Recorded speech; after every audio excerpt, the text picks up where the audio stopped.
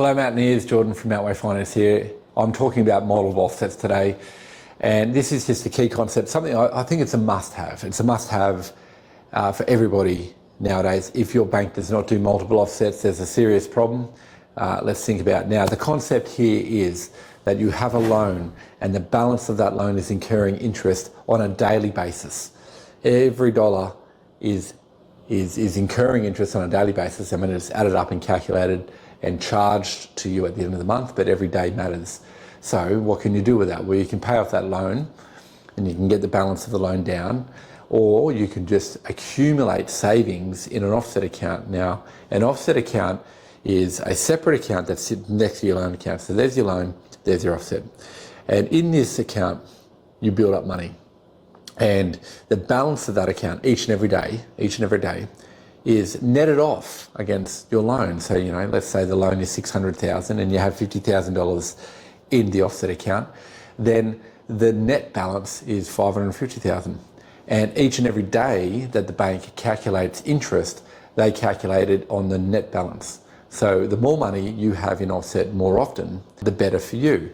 Now, I've got this little saying we like to repeat quite often when we're talking about these concepts, is that interest saved is interest earned, right? And so what does that mean? Let's run the scenario where you are a first-time buyer, you haven't owned property yet, so you haven't had debt.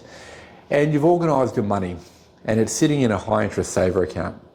And maybe you've used the barefoot investor method where you've got multiple accounts, and they're high interest savers, so you're earning, as of May 2026, perhaps you're earning something like 3.5%.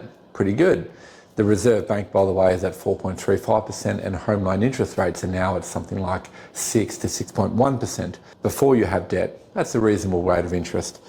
So that's sitting there and you've got your money organised in different buckets. There might be the parachute one, which I believe is for emergencies, and you've got your splurge account, you've got your daily expenses account. And then it comes time to buy your property, to own that property. And so you get the loan, and if you're working with us, we highly recommend an offset account to go with that loan. And in fact, we highly recommend multiple offset accounts, because what you can do is you can take that account structure and replicate it within your loan, right? So you have your loan and you have offset 1, offset 2, offset 3, and offset 4, etc.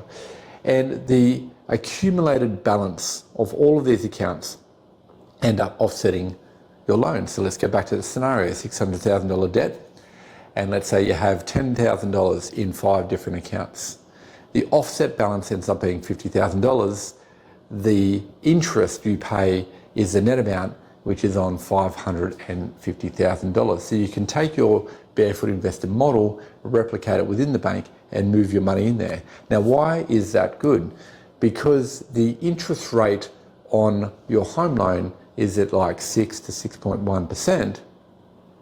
And so by putting the money into offset, you are saving 6.1%. Now, if you compare that to money being in the high interest saver account, 3.5%, let's say, you're actually earning more money.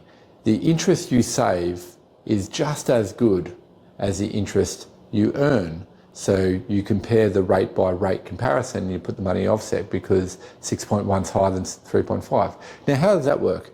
Well, it's because if you're having to pay out 6.5% on money you owe, and then on money you have on deposit, you're getting in 3.5%, then you're sort of ends up paying the difference there, right, on the split. But if you bring that into the offset, effectively what you're doing is you're taking that money that's earning 3.5% currently, and you're reducing the cost over here at a rate of 6.1%, right?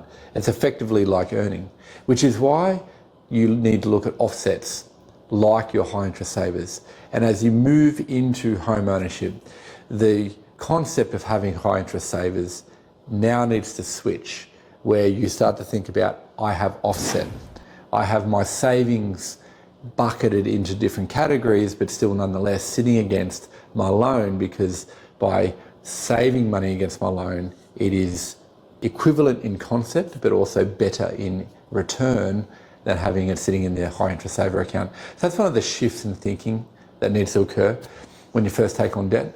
Very, very important. It's one of the first steps. And there's a whole plethora of kind of like rules of thumb which kind of follow taking on debt, getting into the debt game, and how to kind of like approach debt from the point of view of responsibility, control, understanding, as opposed to sort of fear, lack of understanding and making wrong decisions. So many more of those in our library of resources. Look forward to seeing you guys surf those a bit more. For more real life and practical tips on finance, click the link in bio, get in touch, whatever you like. Hope to see you more.